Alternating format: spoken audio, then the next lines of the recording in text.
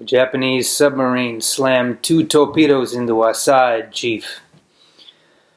It was coming back from the island of Tinian. The lady just delivered the bomb, the Hiroshima bomb. 1,100 men went into that water. The vessel went down in 12 minutes.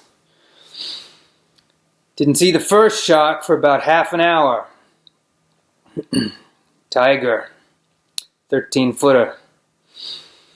You know what, when you're in the water, Chief?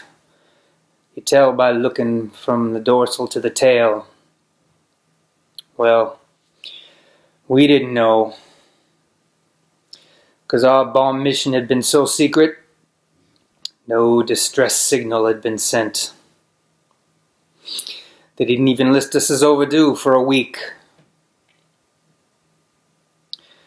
Very first light, Chief, the sharks come cruising.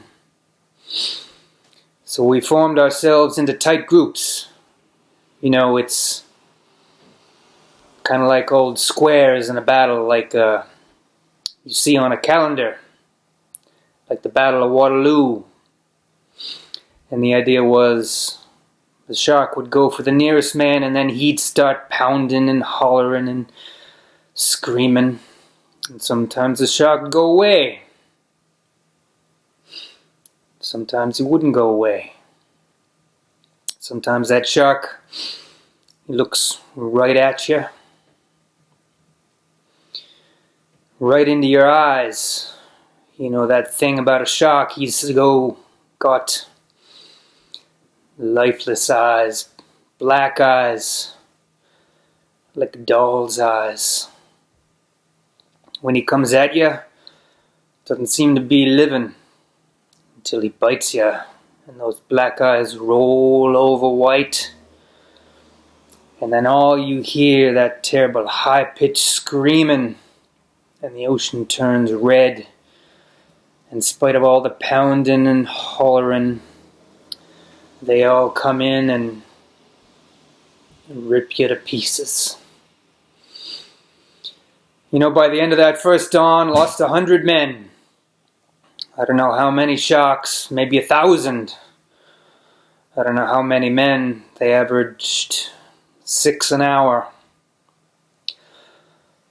On Thursday morning, Chief, I bumped into a friend of mine, Herbie Robinson of Cleveland, baseball player.